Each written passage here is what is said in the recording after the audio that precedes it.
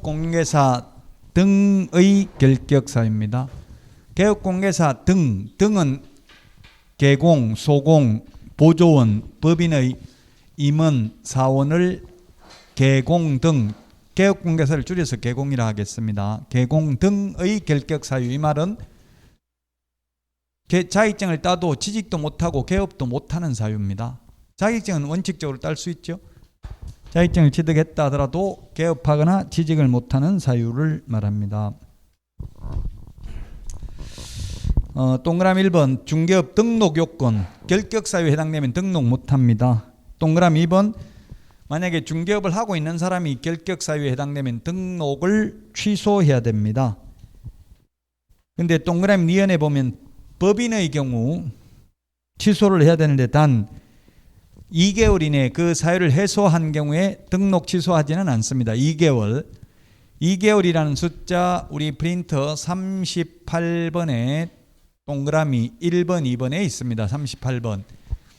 법인의 임원이 결격 사유에 해당되면 2개월 이내에 그 사유를 해소 안 하면 등록을 취소해야 되고요. 그 다음에 소속공개사나 중개보조원이 결격 사유에 해당되는데 2개월 이내에 그 사유를 해소 안 하면 업무 정지 사유입니다. 38번에 1번, 2번에 있습니까?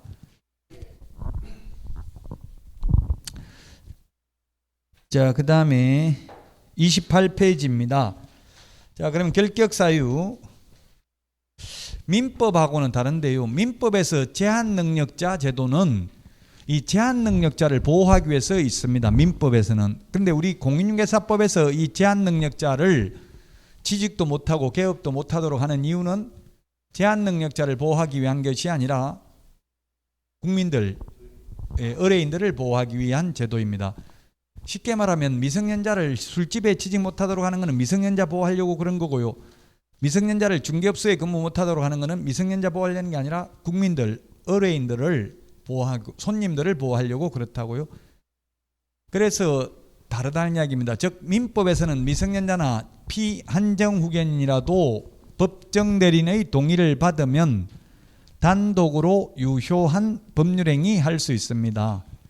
그래서 미성년자라도 부모 동의 받으면 편의점에 알바할 수 있습니다. 그러나 미성년자가 부모 동의 받아도 절대 중개사무소에 보조원으로 근무는 못합니다. 그럼 어떻게 해야 되냐? 미성년자는 오로지 나이를 먹는 길밖에 없습니다. 결혼해도 안 됩니다. 민법에서는 혼인하면 성년으로 본다라고 돼 있죠. 그렇지만 공인중개사법에서는 결혼해도 안 되고요. 오직 나이를 먹는 길밖에 없습니다. 결혼하려면 몇 살 이상은 돼야 됩니까? 결혼하려면?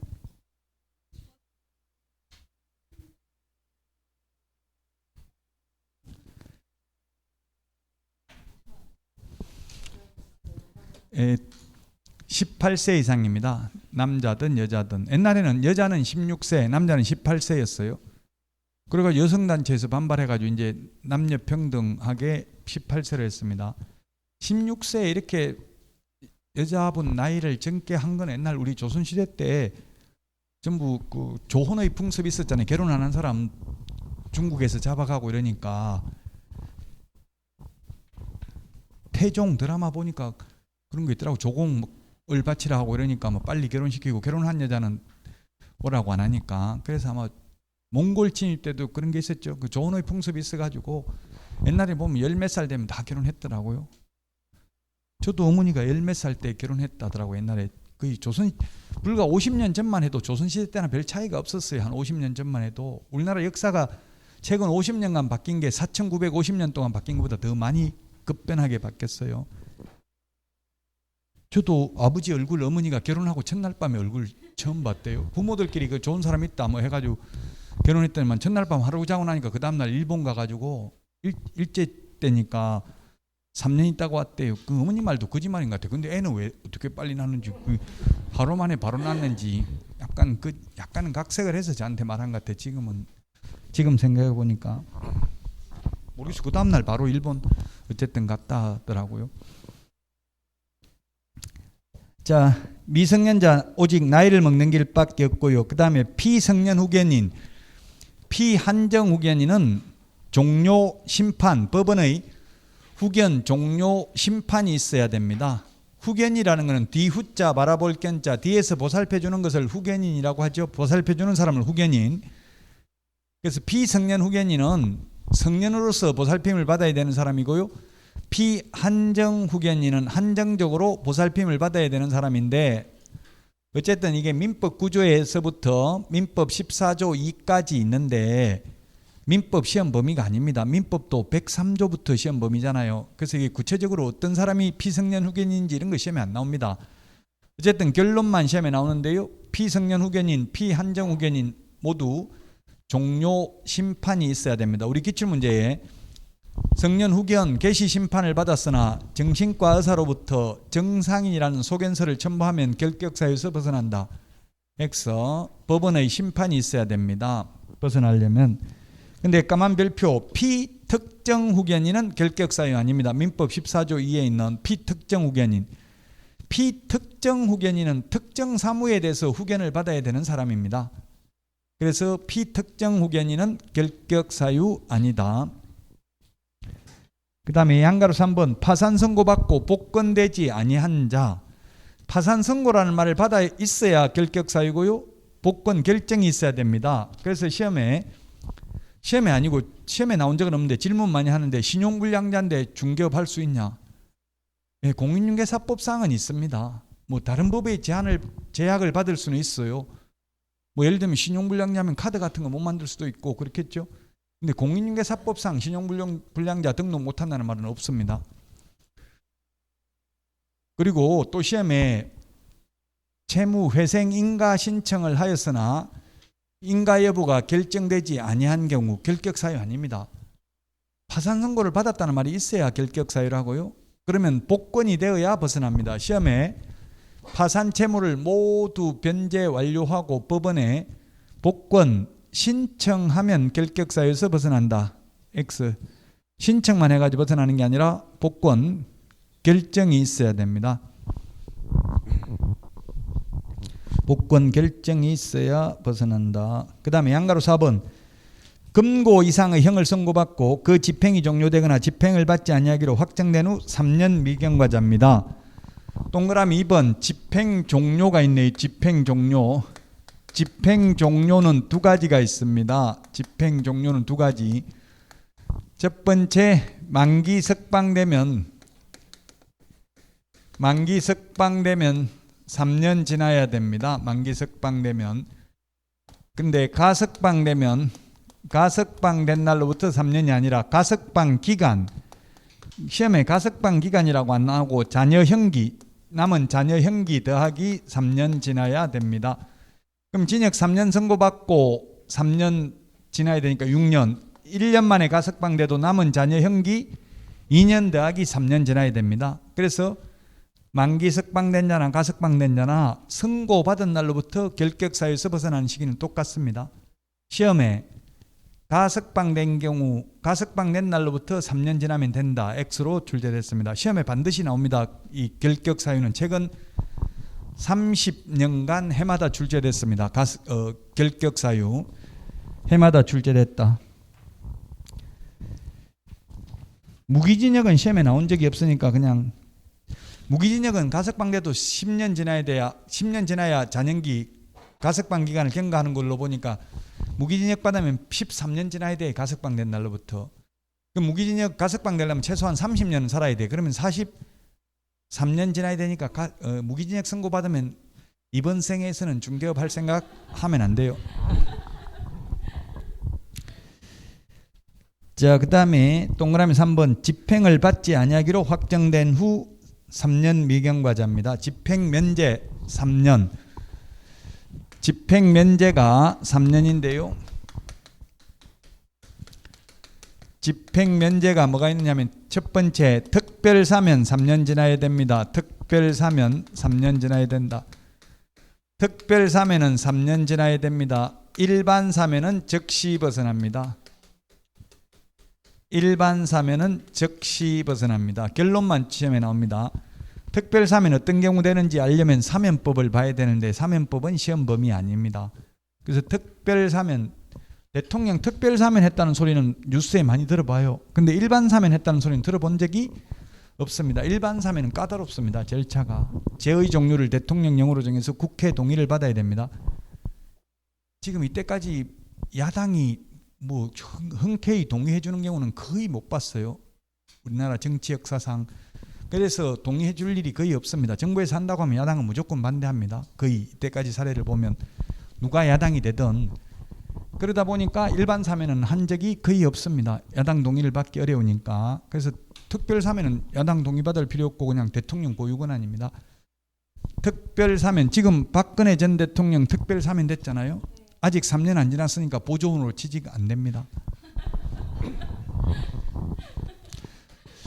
일반 사면은 즉시 벗어납니다. 그 다음에 법률 변경. 법률 변경으로 더 이상 범죄에 해당되지 않는 경우 석방돼도 3년 지나야 됩니다. 지금 간통죄가 폐지됐죠? 옛날에 제가 어릴 때는 혼인빙자 간음죄도 있었어요. 결혼하자 속여놓고 결혼 안 하고 딴 사람하고 결혼하면 구속됐다고 옛날에. 저도 시골에서 초등학교 다니다가 손잡고 가다가 아버지한테 적발돼가지고 중학교 때 쫓겨났어요.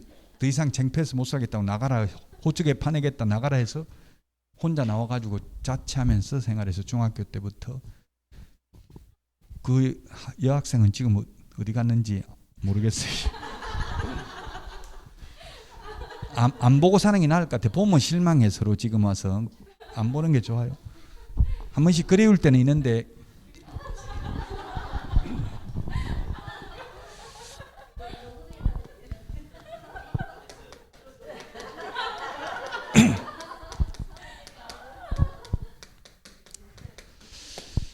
법률 변경 3년 지나야 됩니다. 간통죄로 구속되어 있다가 법률이 폐지돼서 석방되더라도 3년 지나야 됩니다. 형의 시효 완성도 3년 지나야 됩니다. 형의 시효 완성도 3년 지나야 됩니다. 그런데 공소시효는 아예 결격 사유가 아닙니다. 시효라는 것은 시간이 경과됨에 따라 나타나는 효력인데, 이런 시효 제도를 두는 이유는 법의 안정성 때문에 일정한 상태가 지속되면 그 상태를 법적으로 인정해 주는 제도입니다. 그래서 공소시효라는 것은 재판에 회부되기 전에 일정한 시간이 경과되면 면소된 것으로 봅니다. 예를 들면 옛날에는 살인죄의 공소시효가 15년이었습니다. 이춘재 살인사건. 뉴스에 자꾸 화성살인사건 이렇게 나오니까 화성이 이름도 바꾸려고 했었어요. 화성시를. 화성이 원래 좋은 거죠. 수원도 다 화성군이었잖아요, 옛날에. 그래서 이제 화성살인사건 부르지 말고 이춘재 살인사건 이렇게 부르라고 했어요. 자, 그 이춘재 살인사건, 이것도 자기가 죽였다고 다 자백을 해도 처벌할 수 없죠. 그 당시 공소시효가 15년이었거든요. 물론 지금은 살인죄 공소시효 없어졌습니다. 그럼 시효가 완성되면 처벌도 안 받기 때문에 결격사유 아니다. 그러나 공소시효는, 형의 시효라는 것은 확정 판결을 받고 시간이 경과된 경우를 말합니다. 예를 들면 뭐 시험에 시효가 몇 년인지는 우리 시험에는 안 나옵니다. 사형에 해당되는 범죄의 형의 시효는 30년입니다. 옛날에 사형에 해당되는 범죄의 공소시효는 옛날에는 15년이었고 지금 물론 없어졌고요. 그래서 이 형의 시효가 뭐 사형에 해당되는 범죄는 30년인데 사형 선고를 받고 불출석 재판을 받고 도망가가지고 집행을 30년간 못하면 형의 시효가 완성됩니다. 그래도 곧바로 결격사유에서 벗어나는 게 아니라 3년 지나야 됩니다. 일반 사면은 즉시 벗어난다. 일반 사면 시험에 출제됐습니다. 공소시효는 시험에 거의 안 나오는데 일반 사면은 즉시, 특별 사면은 3년. 뭐가 더 좋은 거예요? 일반 사면이 더 좋은 거죠. 보통은 특별한 게 더 좋은데 여기는 일반 사면이 더 좋습니다. 자, 그 다음에 방가로 2번 맨 밑에 집행유예입니다. 집행유예. 유예라는 말을 쓰는 게 집행유예가 있고 그 다음에 선고유예가 있고 기소유예가 있습니다. 기소유예 세 가지가 있습니다. 유예는 결론은 기소유예, 선고유예는 결격사유 아닙니다. 집행유예는 유예 기간 동안 결격사유에 해당됩니다. 기소유예라는 것은 우리나라는 기소 독점주의입니다. 기소 독점주의. 헌법에 의해서 오직 검사만 기소할 수 있습니다. 미국 검찰 보면 기소권만 있습니다. 수사권은 FBI나 경찰에 있고요. 우리나라는 이때까지는 검찰은 수사권, 수사종결권, 기소권이 모두 다 검찰에게 있었습니다. 근데 지금은 이제 뭐 기소권만 주려고 하고 있죠. 어쨌든 기소 독점주의입니다. 기소라는 것은 일으킬 기자, 소송을 일으킨다. 소송을 일으키는 것, 즉 재판에 회부하는 걸 기소라고 합니다. 재판에 회부하는 거. 그 검사가 재판에 회부 안 하고 자기 선에서 마무리 짓는다. 범죄가 경미함으로 이런 경우는 결격 사유 아니다. 그 다음에 재판에 회부는 했는데 판사가 형법 제60조에 나와 있는데 형법은 시험범위 아니니까 그냥 결격 사유 아니라는 것만 기억하면 됩니다. 1년 이하의 징역이나 금고형에 해당되는 죄로서 자격정지상의 전과가 없는 초범인 경우 선고를 유예할 수 있고 선고 유예하면 2년이 지나면 면소된 것으로 본다. 이렇게 되어 있습니다. 그래서 이것도 결격 사유 아닙니다. 집행유예. 집행유예는 공인중개사법 위반으로 징역 1년에 처한다. 그러나 깊이 뉘우치고 있으므로 그 집행을 3년간 유예한다 하면 3년간 결격 사유입니다. 그럼 공인중개사법 위반으로 징역 1년에 집행유예 3년 받으면 자격 취소돼요, 안 돼요? 자격 취소는 이 법에 의해서 징역형을 선고받은 경우 자격 취소해야 된다 이렇게 돼 있거든요. 그럼 자격 취소돼요, 안 돼요? 이 법에 의해서 징역 1년에 집행유예 3년 받으면 취소됩니다. 선고는 받았거든요. 집행만 유예되고 법조문에 선고받은 경우 이렇게 돼 있다고요. 선고는 받았기 때문에 집행 유예돼도 자격 취소됩니다. 집행 유예됐다고 해서 죄가 없는 게 아니에요. 죄가 있고 단지 집행만 교도소만 안 간다는 이야기예요. 자격 취소된다고 이 법에 의해서 징역형을 선고받았다면 집행이 유예돼도 자 그러면 집행 유예된 경우는 앞에 1년이 아니라 유예기간 3년이 결격사유입니다. 이 3년 동안 죄 안 지으면 1년 없어지는 거고요. 3년 안에 새로 죄를 지으면 새로 지은 죄 1년짜리 하고 옛날에 1년 받은 거하고 합해서 살아야 돼요. 유예기간 동안.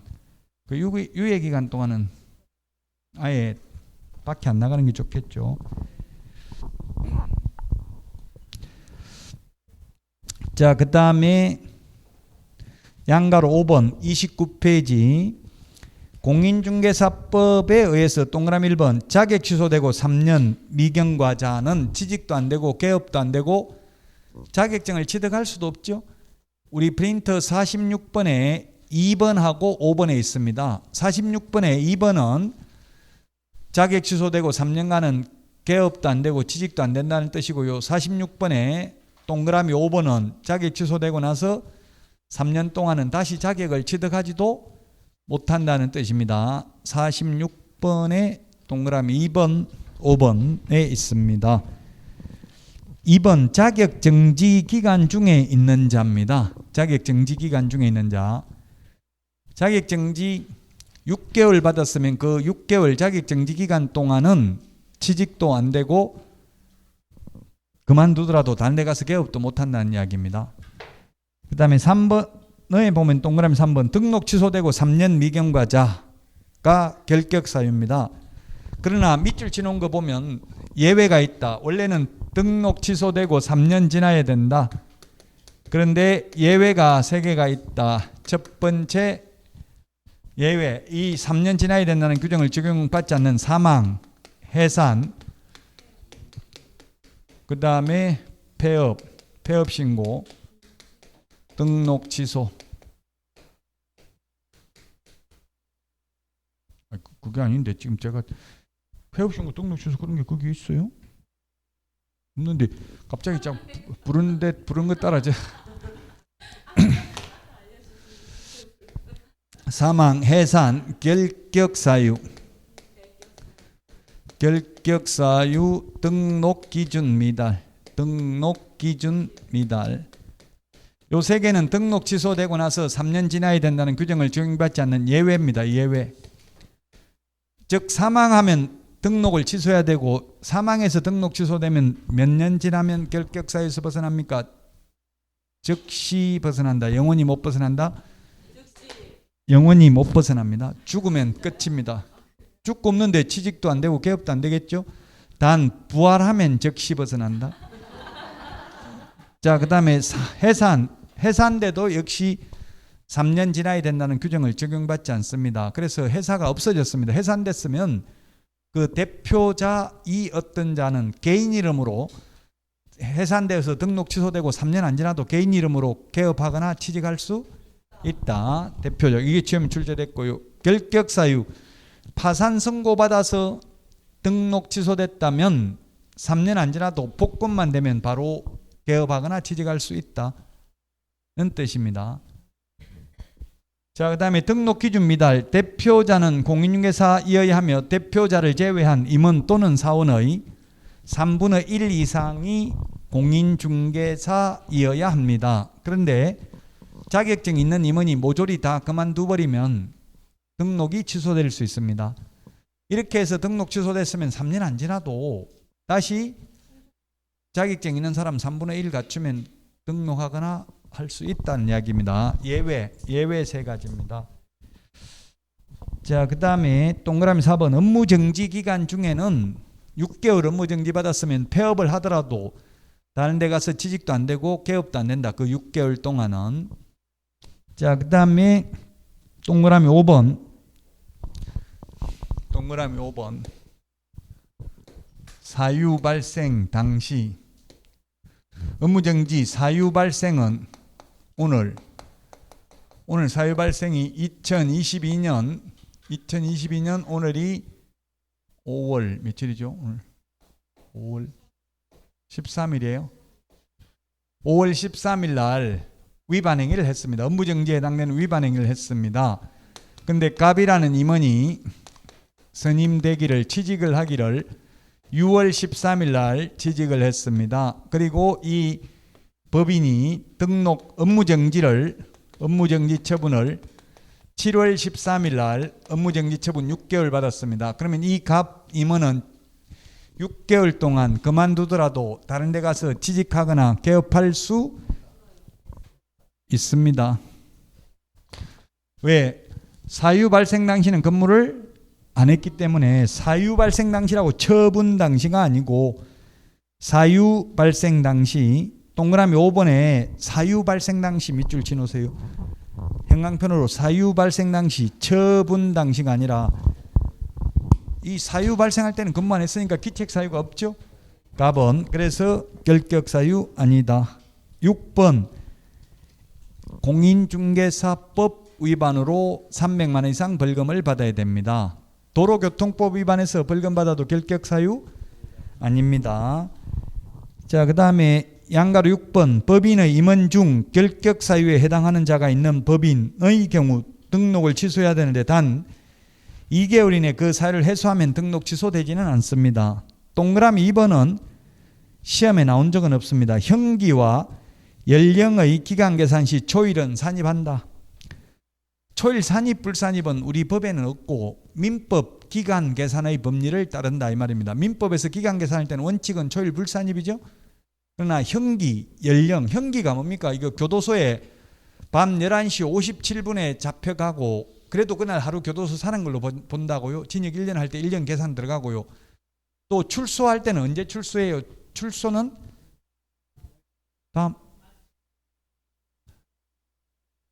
밤 12시 땡 하면 거의 1초 되면 나와요. 거의 대부분.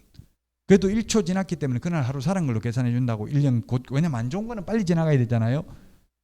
미성년자도 죽을 줄 모르고 어릴 때는 빨리 나이 먹고 싶죠. 지금은 눈 뜨는 게 무서워요. 하루가 그냥 금세 1년이 금세 지나가 버려요. 벌써 나이가 무섭더라고요. 근데 젊을 때는 빨리 나이 먹고 싶더라고. 빨리 어른 되고 싶고. 그러니까 빨리 어른 되고 싶으니까 태어난 날 포함시켜 준다고 초일 산입 미성년자 나이 계산할 때는 시험에는 안 나옵니다. 하도 인터넷에 질문하는 분들이 많아서 그냥 물을 적어놨을 뿐이고 시험에 초일 산입 불산입이 논점이 된 적은 없다고요. 그럼 예를 들면 등록 취소되고 나서 3년 지나야 되면 오늘 등록 취소됐으면 3년 언제 지나야 되냐면 그냥 3년 2025년 5월 13일 또는 12일 이렇게 보기에 나온 적은 없다고요. 하루 차이로. 그러니까 신경 안 써도 된다. 그냥 3년이라는 것만 알면 되지. 초일을 산입하는지 불산입하는지 그게 논점이 된 적이 없다고요.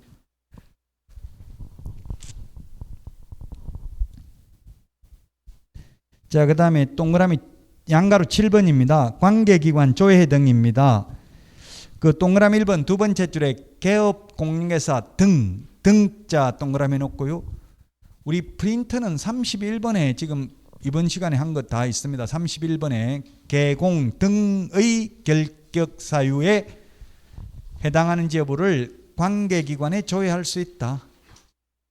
그 관계기관에 어떻게 조회하는지를 제가 그 공무원한테 직접 확인해 보니까 옛날에는 본적지 신원조회 본적지에 보니까 전화해가지고 물었더라고. 옛날에 송화자, 수화자 누군지 기한 용지 해가지고 몇 년 몇 월 몇 시부터 몇 초까지 통화했어 이렇게 기한 그 결제를 받더라고요. 근데 요즘은 그렇게 안 하고 그냥 사이트가 있더라고. 공무원들을 보는 사이트에 들어가니까 그 주민등록번호만 입력하면 다 떠요. 각 그 공공기관에서 입력을 다 해놔가지고 교도소 갔다 왔는지 이런 거. 그래서 관계기관에 조회할 수 있고요. 그래서 그러면 제가 물어봤어요. 현업에 종사하는 분들은 어떻게 하냐. 한번 교도소 가도 모르는 거 아니냐 이렇게 했더니만 현업에 있는 분들도 6개월에 한 번씩 조회를 한대요. 이게. 그래서 만약에 교도소 갔거나 이렇게 되면은 등록 취소하겠죠. 자, 그 다음에 동그라미 2번 맨 밑에 29페이지 맨 밑에 동그라미 2번이 시험에 잘 나오지는 않았습니다만은 형법 제38조에도 불구하고 형법 제38조가 뭐냐면 형법은 시험 범위가 아닌데 뭐 예를 들면 최서원 씨 같은 경우는 죄를 하나만 가지고 한 게 아니라 여러 개, 열 몇 개 죄 다 합해가지고 뭐 20년인가 30년인가 이런 식으로 선고를 했어요. 그럼 가장 무거운 죄에 2분의 1을 더해가지고 그냥 30년, 20년 선고할 수 있다고요. 무슨 죄 위반 2년, 무슨 죄 3년 이렇게 막 따로따로 다 안 하고. 그런데 법 제48조가 뭐냐면 3년 이하의 징역이나 3천만 원 이하의 벌금, 49조가 1년 이하의 징역이나 1천만 원 이하의 벌금에 규정된 죄와 다른 죄의 경합범에 대해서 경합범이라는 것은 경쟁적으로 합해서 여러 개 죄를 지었다는 이야기죠. 이런 경우에는 원래 형법 38조에는 이 중에서 가장 무거운 죄에다가 2분의 1을 가장 무거운 죄가 10년이면 나머지 1년, 2년, 3년 이런 거 죄 지었으면 따로따로 안 하고 그냥 15년 선고할 수 있다는 이야기입니다. 그러나 벌금형을 선고하는 경우 이를 분리해서 선고해야 된다. 이 말은 공인중개사법 위반으로 300만 원 이상 벌금 받으면 결격 사유잖아요. 그래서 공인중개사법 위반 벌금 300, 사기죄 위반 벌금 200 이렇게 분리해서 선고해야 된다고요. 결격 사유에 해당되는지를 알아야 되니까.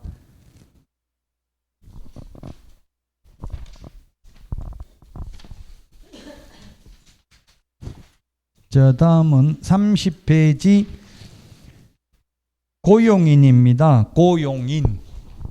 고용인이라고 하면은 고용인은 사람 인자가 붙으면 직원이고요. 고용자라고 하면 사장입니다. 놈자자가 붙으면 사장입니다. 자, 그래서 직원은 누가 있냐면 자격증 따가지고 취직한 직원을 소속공인회사, 자격증 없이 취직한 직원을 중개보조원이라고 합니다. 소속공인회사는 개업공개사에 소속된 공인중개사로서 중개 업무를 하거나 또는 개업공개사의 중개 업무를 보조하는 자를 소속공개사라고, 보조원은 공인중개사가 아닌 자로서 중개 업무는 못하고 보조만 할 수 있는 자를 말합니다. 중개 업무는 법조문에는 없는데 국토부 유권 해석에 의하면 중개 업무는 확인 설명,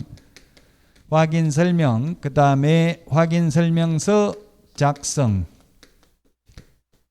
계약서 작성 이런 것들이 중개 업무에 해당된다라고 해석하고 있습니다. 자, 그러면 30페이지에 보면 동그라미 1번 고용신고는 업무 개시 전까지, 동그라미 2번 고용관계 종료 신고는 사후 10일 이내입니다. 미리 고용관계 종료 신고, 즉 옛날에는 해고 신고라고 했어요. 해고. 옛날에 해고라고 했는데 그 해고라는 말 자체가 사장 입장에서 판단한 거죠. 직원은 해고된 게 아니라 내가 더러워서 그만뒀다 이렇게 말한다고요? 중개업소 근무하고 1년 이상 근무하는 사람이 거의 없어요. 그 자주 직원이 바뀌는 거는 직원이 문제예요, 사장이 문제예요. 아니 제가 아는 중개업소 저한테 수업 들었던 사장님이 저한테 묻더라고. 나는 왜 이렇게 인복이 없는지, 인간들이 오면 1년을 못 버티고 다 그만두는데 왜 그렇습니까? 묻더라고. 그래서 제가 그 사장님이 문제가 있는지 한번 되돌려 보시고 반성을 해보세요 이랬더니만 저하고 인연 끊겠다더라고. 똑같은 인간이라고. 사장도 문제가 있는 거죠. 직원이 오는 사람마다 다 그만두는 거는. 그 제가 직원 월급 얼마 주냐 물어보니까 젊은 분이 20대 초반인데 100만 원 줬다더라고요. 블로그 작업해가지고 원룸 같은 거 그 블로그에 올려가지고 손님 오는 거 해가지고 한 1,000만 원 벌었대. 그 직원 때문에. 그 직원 입장에서 보면 사장은 1,000만 원 벌어가는데 자기는 100만 원밖에 못 벌어간다 이렇게 생각하면 근무 안 한다고요. 나 때문에 1,000만 원 벌었다 이 생각하면. 그 사장님 이야기는 젊은 친구 맨날 놀고 있는 거 내 100만 원이라도 월급 100만 원 월급 주는데 이렇게 이야기 생각하는 거예요. 서로 생각이 다르기 때문에 돈 때문에 거의 그만두는 경우가 많아요. 그러니까 여러분들이 사장님이 되면 돈 같은 거 월급 준다고 했으면 주는 날짜 무조건 지켜야 돼. 만약에 적자를 봤다 하더라도 미리 정해야 되죠. 어떻게 줄 건지. 돈 때문에 그만두는 게 가장 많고 약속 안 지키고. 무조건 사장님 시키는 대로 할 수밖에 없어요. 뭐 불법이든 뭐든 간에. 그러니까 서로 저도 사장님 말하는 직원으로 근무하다 사장님 말하는데 한번 말대꾸 했다가 그만뒀어요. 말대꾸 하니까 막 신경질 내고 그러는데 신경질 내고 싸우고 나서 거기에 근무할 수가 없잖아요. 나올 수밖에 없죠. 말대꾸 하면. 무조건 예 알겠습니다 해야 되는데 말대꾸 하니까. 어쨌든 우리나라에 지금 그 어떤 중개업소는 몇 년씩 근무하는 사장님이 그 인품이 돼 있는 중개업소는 오래 근무하는 데가 많아요. 있어요. 간혹 한 3년 이상. 그런데 여러분들도 취직하는 게 좋아요. 직원이 오래 근무하는 중개업소 좋다는 이야기죠. 제 여자친구도 대학 20살 때 여자친구도 지금 우리 집 동네에서 하고 있어요. 우리 집 옆에서. 그는 한 번도 직원이 한 달을 못 버텨. 직원이 한 달을. 저는 뭐 저하고도 지금 사이가 안 좋은데 20살 때는 제가 좀 좋아했는데 지금은 마귀 할멈처럼 바뀌어가지고 싫어요. 이제는 성격이 바뀐다는 얘기, 얼굴이 바뀐 게 아니라 자기 이익만 생각하고 이러니까 직원들이 못 버티죠.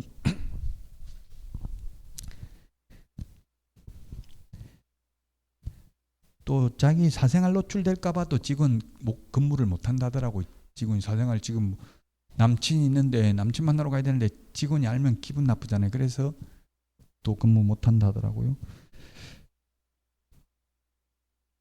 자, 그 다음에 동그라미 3번을 보면 고용신고를 받은 등록관청은 자격증을 발급한 시도의사에게 그 소속 공인중개사 자격 확인을 요청해야 된다.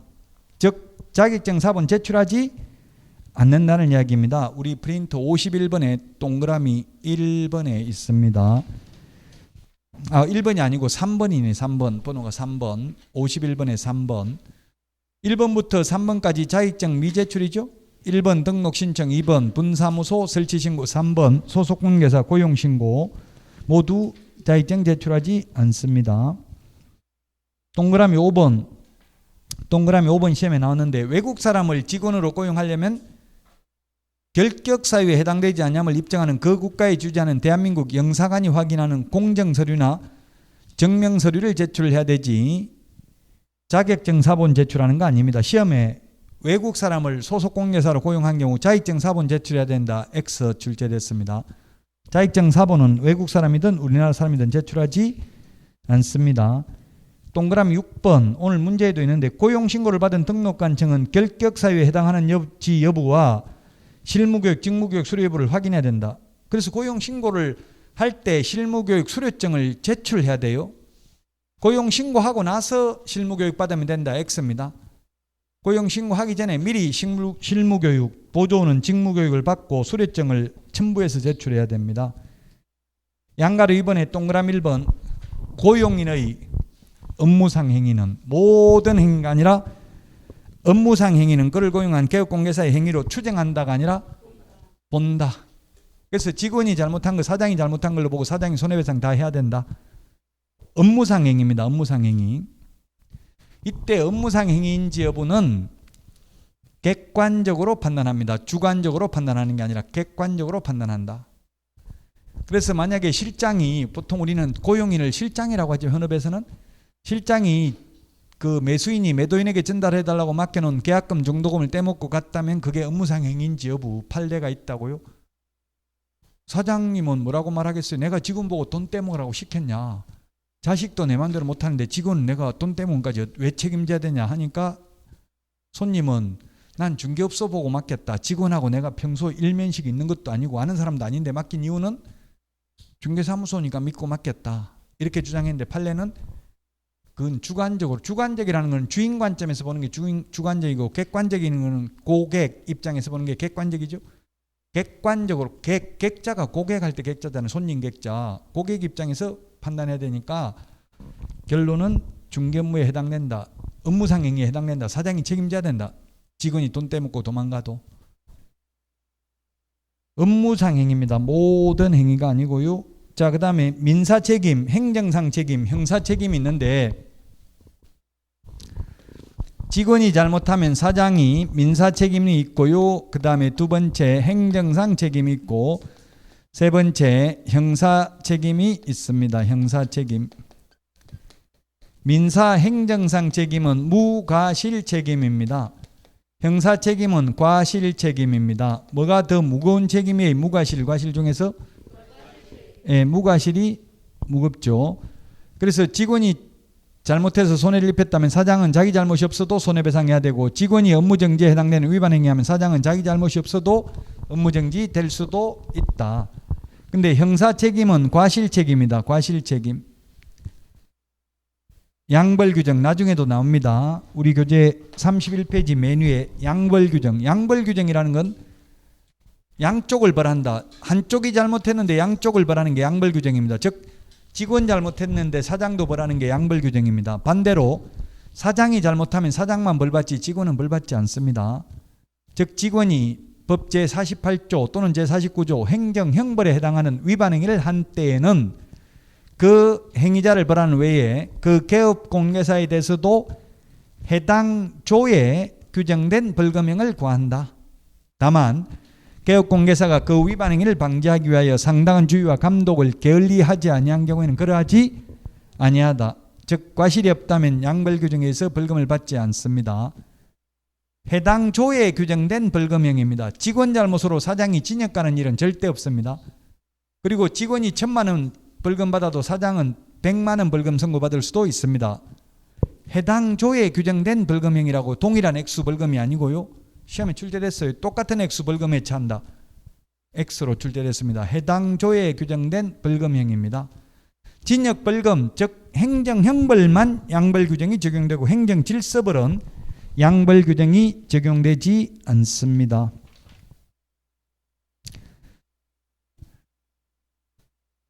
(31페이지) 그 표에 보면 소속공개사와 중개보조원의 차이점을 적어놨습니다.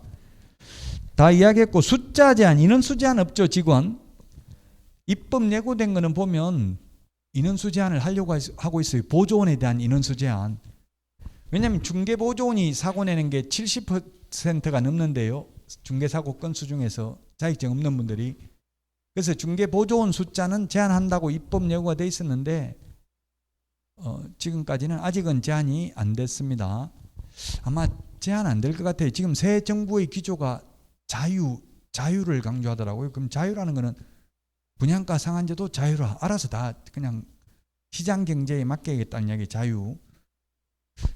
그러면 아마 이제는 제한 안 할 가능성이 많겠죠. 옛날에는 보조원 숫자를 제한하려고 한 이유는 일반 중개업소는 보조원 많이 근무 안 하는데 주로 제가 보니까 2층에 기획부동산 이런 거 차려가지고 텔레마케터들 고용해가지고 하루에 100건 전화 돌리면 2~3명은 걸려들어요. 기획부동산에 땅 같은 거 파는 거 다 팔리더라고요. 한 2~3명은. 재밌어요. 기획부동산 그 교육하러 저도 가봤는데 보험회사 그런 거하고 똑같아요. 이거 한 건 하면 막 그 수당을 10% 주거든요. 그 한 건 토지 1억짜리 하면 2천만 원, 1000만 원 줘요. 수당을 1000만 원. 1,000만 원, 5만 원짜리 현금으로 가지고 쟁반에 받쳐가지고 꽃다발하고 이렇게 시상식을 해요. 그럼 막 여러분들 박수 치고 그런다고 여러분들은 그러면 이제 그 MGM이라고 하나 하여튼 수당 받은 사람 그날 밥 사요 또. 그렇게 하면 다른 사람 맨날 박수 받고 하는데 한 건도 못 하면 다닐 수가 없어요. 기본 180만 원 이렇게 줘요. 한 건도 못 해도. 못 다니. 그러면 계속 자기 거라도 할 수밖에 없어요. 계속 박수 치고 이러는데 또 팀장이 너 뭐 하냐? 그 일지 같은 거 가져오라. 그냥 월급 180 주는 게 아니라 어디 전화했는지 전화한 거 다 가져오라고 그래. 한 건도 못 한 사람은 계속 괴롭힌다고. 그러면 뭐 자기 거라도 한 건 할 수밖에 없죠. 그런 것 때문에 이제 이게 보조원 숫자를 제한하려고 하는데 지금 현재는 제한이 없습니다. 100명을 고용해도 되고 혼자 해도 사장 혼자 해도 되죠. 자, 그다음에 그 고용 전 교육 실시인데 소속 공인중개사는 실무 교육 받고 보조원은 직무 교육 받습니다. 소속 공인중개사는 자격 취소 자격 정지 받을 수 있고 보조원은 행정 처분 대상이 아닙니다. 소속 공인중개사 자격 취소돼 가지고 7일 이내 자격증 반납 안 하면 100만 원 이하의 과태료인데 보조원은 과태료 대상이 아닙니다. 그 다음에 소속 공인중개사는 당해 업무를 수행했으면 서명 및 날인을 해야 됩니다. 계약서 확인 설명서에. 소속 공인중개사가 계약서 작성하거나 확인 설명서 작성하거나 확인 설명할 의무는 없습니다. 당해 중개업무를 수행했다 하더라도. 그러나 서명 및 날인은 해야 됩니다. 소속 공인중개사는 인장 등록해야 됩니다. 보조원 인장 등록 의무 없습니다. 분사무소 책임자는 공인중개사이어야 하기 때문에 소속 공인중개사는 책임자가 될 수도 있습니다. 그런데 보조는 불가능이고요. 그 다음에 실거래가격 신고서 제출 대행인데 소속 공인중개사는 부동산 거래 신고서 제출을 대행할 수 있는데 보조는 제출 대행도 안 됩니다. 자, 32페이지 업무 지역 범위 중개대상물 범위 요거는 21회 때 출제되고 16년간 출제되지 않았습니다. 아직까지. 업무 지역 범위는 법인인 개업공개사와 공인중개사인 개업공인중개사는 전국입니다. 법인인 개업공개사와 공인중개사인 개업공개사는 전국이고요. 부칙개공 법 7638호 부칙 제6조 2항의 규정에 의해서 등록을 한 것으로 보는 자, 즉 부칙개공은 원칙이 시도, 예외적으로 전국. 원칙이 시도인데 원칙 시군구 이런 식으로 옛날에 21회 때 출제됐다고요. 16년 전에. 부칙개공이라는 말은 2006년 1월 1일 노무현 정부 때 부칙개공, 옛날에 중개인이라고 불렀어요. 그래서 2006년 이후 지금까지 시험에 거의 출제 안 됐다는 이야기입니다. 자, 이런 부칙개공이 시도라는 관할구역을 위반한 경우에 업무정지입니다. 여러분들은 혹시 이천에서 부칙개공 봤어요? 못 봤어요? 즉 중개인이라고 간판 달아놓은데 봤어요? 네, 아마 신도시는 아니고 구도심에는 있죠. 이분들은 신도시에는 없더라고. 분당이나 일산이나 뭐 이런 데 제가 신도시 강의하러 가보면 부칙개공 없어요. 한 명도. 왜냐하면 옛날부터 하던 분들인데 신도시 가려면 사무소를 새로 차려야 되는 이전을 해야 되잖아요. 부칙개공들은 이전 안 해요. 왜냐하면 다 50억 이상 다 돈 벌었다고 옛날에. 그럼 굳이 뭐 사무소 옮기면 이사 가면 좀 불안하잖아요. 그 지역에 새로 적응을 해야 되니까 굳이 불안해할 필요 없잖아요. 안전하게 그냥 하던 데서 계속 하는 게 좋죠.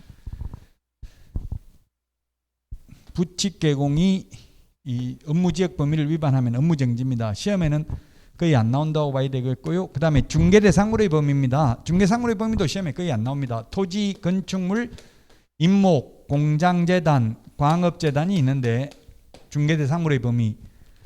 과거에는 부칙개공은 토지, 건축물, 그 밖의 토지의 정착물에 한하여 중개행위를 할 수 있다. 기출문제 이렇게 X로 나왔어요. 즉 부칙개공도 임목, 공장재단, 광업재단도 중개행위를 할 수 있다. 우리 법조문에 중개대상물의 범위라는 말이 없습니다. 아예.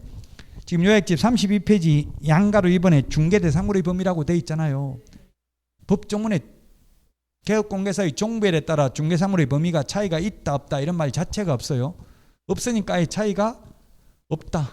부칙개공도 임목, 공장재단, 광업재단에 대해서 중갱이를 할 수 있습니다. 겸업제한, 이게 중요합니다. 별표하시고요. 겸업제한. 법인은 33페이지 메뉴에 있는 박스에 있는 6가지만 할 수 있습니다. 개인은 이 6가지도 할 수 있고 다른 업무도 할 수 있습니다. 그럼 왜 법인에게만 겸업제한을 하느냐? 골목상권 지키려고. 우리 뭐 이마트나 롯데마트, 홈플러스 이런 거 문 닫아야 되죠. 1년이 아니라 한 달에 2번.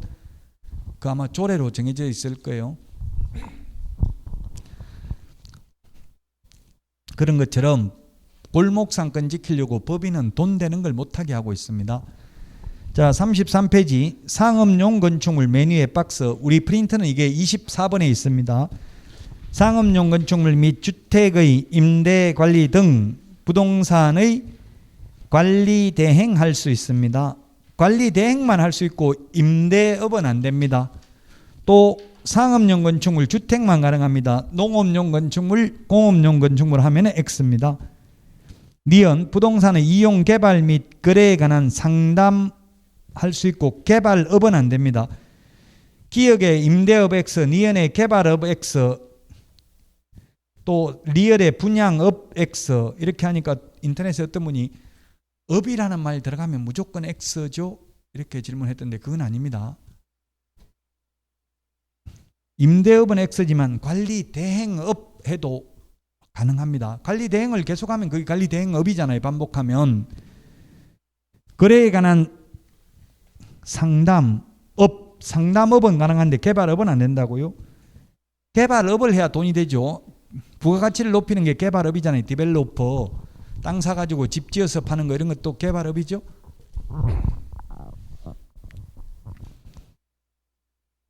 올 6월달부터 지금 건축비, 표준 건축비가 아파트 같은 게 평당 한 400만 원에서 520만 원으로 30% 인상할 예정이라더라고요.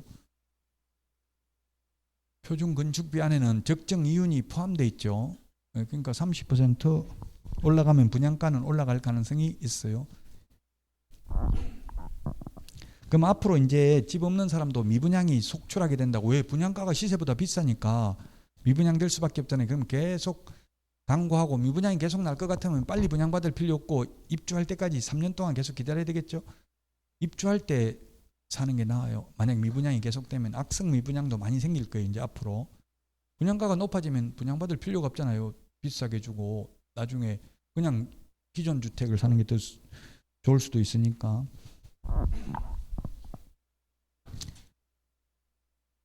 자, 그 다음에 디귿. 개업 공인중개사를 대상으로 한 중개업의 경영기법 및 경영정보 제공. 개업 공인중개사를 대상으로입니다. 공인중개사 대상, 일반인 대상 X. 대표적으로 이런 걸 했던 게 옛날에 LBA 법률중개사 이런 거 있었어요. 그럼 LBA 법률중개사 이거 간판만 사용하는데도 1년에 100만 원, 99만 원 받더라고. 1년에 99만 원 간판 사용료, 명칭 그거 사용하는 대가로. 물론 지금은 거의 없어졌습니다만은. 공인중개사 대상 X, 일반인 대상 X, 개업공개사 대상으로 프랜차이즈 가맹점업 할 수 있다는 이야기입니다. 이런 게 프랜차이즈 가맹점업을 하면 이게 가맹점주들은 별로 안 좋은가 봐요. 그래서 요즘은 거의 없어졌어요. 파리바게트 이런 것도 요즘 전부 새로, 이게도 새로 고치지 않았어요. 파리바게트 리뉴얼 하지 않았어요. 이천에 있는 거 못 봤어요? 새로 다 했죠. 인테리어 안 했어요. 지금 전부 다 우리 동네는 다 하던데 새로. 우리 동네만 하는 게 아니고 제가 다른 데 강야로 파주도 가보니까 새로 하고 5년마다 리뉴얼을 해야 된대. 파리바게트 이런 거. 그러면 몇 억 든대 그 인테리어 비용을. 그거 무조건 의무적으로 회사에서 하라면 해야 된다고. 안 하면 그것도 지정업체 해야 돼. 그 회사 사장이 다시 별도 법인 만들어가지고 그 법인이 시키는 대로 해야 된다고. 그러니까 5년 동안 벌어 모았다가 그냥 다시 리뉴얼을 하는데 돈 다 들어가고 그러니까 돈이 안 된다더라고요. 파리바게트 이런 것도.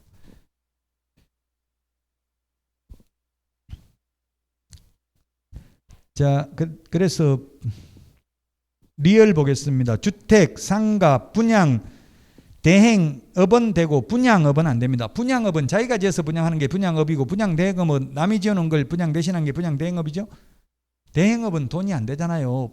보통 뭐 MGM 한 300만 원 이 정도밖에 못 받아요. 아파트는. 빌라 같은 거는 R 20개, 2천 같은데 2천만 원 받아요. 2천만 원. 빌라 분양 대행하면. KBS에 뉴스에 나왔던데 집 1,700개 가지고 있는 사람 봤어요? 왜냐면 빌라 한 개 사면은 오히려 1,000만 원 받는 거예요. 그 보니까 수법을 이렇게 하더라고요. 빌라 하나 짓는데 뭐 한 1억 8천 이 정도 들어간데 그냥 싼 땅에다가 논밭에다가 빌라 지어가지고 한 1억 8천 들어가가지고 2억에 2천만 원만 남기고 빨리 파는 게 이익이잖아요. 2억에 팔려고 했는데 안 팔리거든요. 그러니까 전세를 2억 2천에 놓는 거예요. 그래가지고 세입자 다 구한 상태에서 이제 중개업소에 이거 살 사람 소개시켜주면 2천만 R을 주는 거예요. R 2천만 원. 그럼 중개업소에서는 노숙자나 이런 사람 찾아가가지고 1,000만 원 줄 테니까 부동산 하나 주고 1,000만 원 준다 이렇게 하는 거예요. 오히려 매수인이 1,000만 원 받는 거예요. 취득세 이런 거 내라고. 모르는 사람은 엄청나게 좋잖아요. 집 하나 주고 세금까지 다 준다고 하니까. 예? KBS에 나왔어요. 이렇게 해가지고 집을 한 사람이 수천억, 1,000개 넘게 가지고 있더라고요. 그럼 한 개당 1,000만 원씩만 받았어도 10개면 1억이고 100개면 10억이고 1,000개면 100억 벌었는데 재산세를 75억 안 냈더라고요. 그래가지고 지금 100개를 압류해가지고 공매 처분하겠다더라고요. 빌라 전세 들어가는 건 조심해야 돼요. 시세를 잘 알아봐야 되겠죠. 주변 시세보다 비싸면 신축 빌라가 위험하다는 이야기예요. 주변 시세보다 비싸면.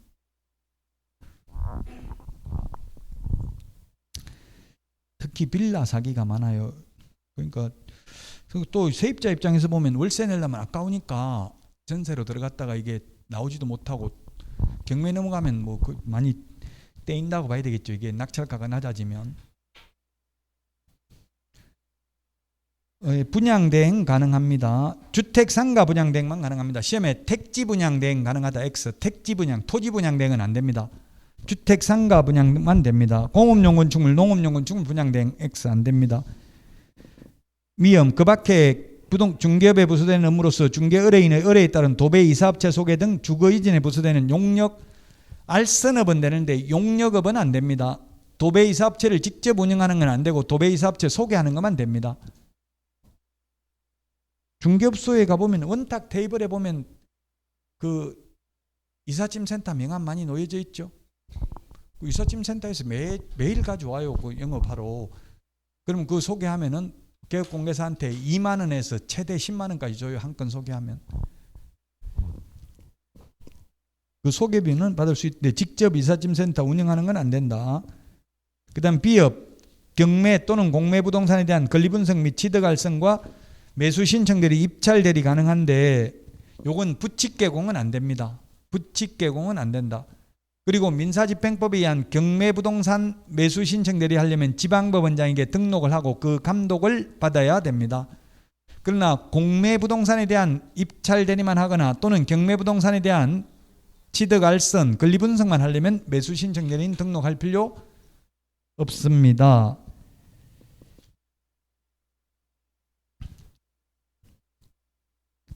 개인 개업공개사는 겸업 제한이 없기 때문에 여기 있는 6가지도 해도 되고 다른 업무도 해도 된다. 단 부칙 개공은 경공매 매수 신청 대리는 안 된다. 동그라미 4번, 이런 겸업을 하고 받는 수수료는 중개보수가 아니기 때문에 많이 받아도 된다. 뭐 분양대행 수수료 300만 원, R 빌라 하나 분양대행하고 2천만 원 받아도 불법이 아니다. 자, 여기까지 하고 쉬었다가 중개사무소 설치부터 보도록 하겠습니다.